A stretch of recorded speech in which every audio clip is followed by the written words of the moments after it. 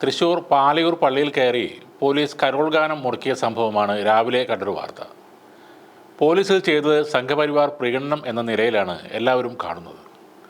ചരിത്രത്തിൽ ആദ്യമായി തങ്ങളുടെ ദേവാലയത്തിൽ കരോൾ ഗാനം മുടങ്ങിയ വേദനയിലും പ്രതിഷേധത്തിലും ഒരു കൂട്ടം ക്രിസ്ത്യാനികൾ മാധ്യമങ്ങളോട് സംസാരിക്കുന്നതും രാവിലെ കണ്ടിരുന്നു. തൃശൂർ പാലയൂർ സെൻറ് തോമസ് തീർത്ഥാടന കേന്ദ്രത്തിൽ പള്ളി കരോൾ ഗാനം പാടാൻ അനുവദിക്കാതെ ക്രിസ്മസ് ആഘോഷം മുടക്കിയത് കേരള പോലീസാണ്. കരോൾ പാടിയാൽ തൂക്കിയെടുത്ത് എറിയുമെന്ന് ചാവക്കാട് പോലീസ് ഭീഷണിപ്പെടുത്തിയതായാണ് പള്ളി അധികൃതരുടെ പരാതി.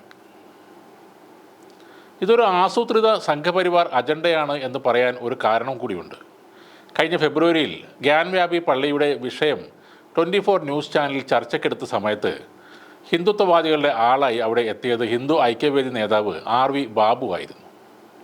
അവിടെ വെച്ചാണ് അയാൾ പാലയൂർ പള്ളിയെക്കുറിച്ച് ഗുരുതരമായ ഒരു ആരോപണം ഉന്നയിക്കുന്നത്. തൃശൂർ അതിരൂപതയുടെ കീഴിലുള്ള യേശുവിൻ്റെ ശിഷ്യന്മാരിൽ ഒരാളായ സെൻറ് തോമസ് സ്ഥാപിച്ചതാണെന്ന് വിശ്വസിക്കപ്പെടുന്ന ഇന്ത്യയിലെ തന്നെ ഏറ്റവും പഴക്കമുള്ള ക്രിസ്ത്യൻ പള്ളികളിൽ ഒന്നായ പാലയൂർ പള്ളി ഒരു ശിവക്ഷേത്രമായിരുന്നുവെന്നാണ് RV ബാബു അവിടെ പ്രഖ്യാപിച്ചത്. അന്നത് വലിയ ചർച്ചയായി മാറുകയും ചെയ്തു. ഇപ്പോൾ ക്രിസ്മസ് ദിനത്തിൽ അതേ പാലയൂർ പള്ളിയുടെ ആഘോഷങ്ങളാണ് കേരളത്തിലെ പോലീസ് തടസ്സപ്പെടുത്തിയിരിക്കുന്നത്. അതുകൊണ്ട് തന്നെ ആസൂത്രിതമായ ഒരു സംഘപരിവാർ അജണ്ടയ്ക്ക് പോലീസ് സഹായിക്കുകയാണെന്ന് സംശയിക്കുന്നവരെ കുറ്റം പറയാനാവില്ല. ഇതുകൂടാതെ പാലക്കാട് ചിറ്റൂരിലെ 2 സ്കൂളുകളിലെ ക്രിസ്മസ് ആഘോഷങ്ങൾക്കെതിരെ ആക്രമണം നടന്നു. പാലക്കാട് നല്ലേപ്പിള്ളി ഗവൺമെൻറ് UP സ്കൂളിലെ ആഘോഷങ്ങൾക്കിടയിലേക്ക് വിശ്വഹിന്ദു പരിഷത്ത് പ്രവർത്തകർ കടന്നുവന്ന് വിദ്യാർത്ഥികളെയും അധ്യാപകരെയും ഭീഷണിപ്പെടുത്തി. ആ ക്രിസ്മസ് ആഘോഷം അവർ അലങ്കോലമാക്കി. അവർക്കെതിരെ പോലീസ് ജാമ്യമില്ലാ വകുപ്പ് പ്രകാരം കേസെടുത്ത് അറസ്റ്റ് ചെയ്യുകയും ഉണ്ടായി. പാലക്കാട്ടെ തത്തമംഗലം ചെന്താമര നഗർ GBU UP സ്കൂളിൽ വിദ്യാർത്ഥികൾ ഒരുക്കിയ പുൽക്കൂട് നശിപ്പിച്ചു. ആ പ്രതികളെ ഇതുവരെ പോലീസിനെ കണ്ടെത്താനായിട്ടില്ല.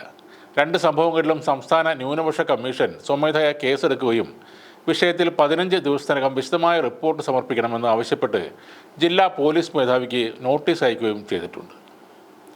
ക്രിസ്ത്യാനികളുടെ ആഘോഷങ്ങൾക്ക് നേരെ നടന്ന ഈ 2 ആക്രമണങ്ങൾ കേരളം വലിയ ആശങ്കയോടെ ചർച്ച ചെയ്യുന്ന സമയത്താണ് തൃശ്ശൂരിലെ പാലയൂർ സെൻറ് തോമസ് തീർത്ഥാടന കേന്ദ്രത്തിൽ പള്ളി കരോൾ ഗാനം പാടുന്നതിനെതിരെ കേരള പോലീസ് തന്നെ രംഗത്തേക്ക് വരുന്നത്. സംഘത്തിന് പകരം പോലീസ് തന്നെ അവിടെ നേരിട്ടെത്തി. ഇത്രയും മോശമായൊരു ആഭ്യന്തര വകുപ്പ് കേരളത്തിൻ്റെ ചരിത്രത്തിൽ ഉണ്ടായിട്ടില്ല. അതിൻ്റെ ദുരന്തങ്ങൾ അനുഭവിച്ചു കൊണ്ടിരിക്കുന്നത് സ്വന്തം പാർട്ടിക്കാർ കൂടെ ആണെന്ന സത്യം ഭരണകക്ഷിയെങ്കിലും മനസ്സിലാക്കേണ്ടതാണ്. 8 വർഷങ്ങൾ തുടർച്ചയായി ഭരിച്ചിട്ടും പോലീസിനെ നല്ല രീതിയിൽ കൊണ്ടുപോകാൻ പിണറായി വിജയൻ എന്ന ആഭ്യന്തരമന്ത്രിക്ക് കഴിയുന്നില്ല. സ്വന്തം മുന്നണിയിലെ പാർട്ടി തന്നെ ആഭ്യന്തര വകുപ്പിനെതിരെ പരസ്യമായി രംഗത്ത് വന്നു. സ്വന്തം മുന്നണിയിലെ MLA തന്നെ ആഭ്യന്തര വകുപ്പിൻ്റെ കെടുകാര്യസ്ഥയും സംഘികൾക്ക് ദാസ്യപ്പണി ചെയ്യുന്ന കാര്യവും ചൂണ്ടിക്കാട്ടി പുറത്തേക്ക് പോയി.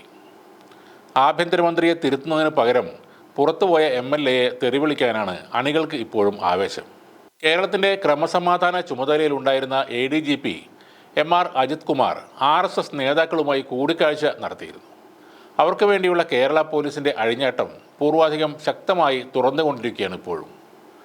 അപ്പോഴും ഇതൊന്നും തടയാൻ കഴിയാതെ അദ്ദേഹത്തിന് പ്രൊമോഷൻ കൊടുക്കാനുള്ള തിരക്കിലാണ് മന്ത്രിസഭ. പിണറായി വിജയൻ എന്ന ആഭ്യന്തരമന്ത്രി രാജിവെക്കാനൊന്നും പോകുന്നില്ല.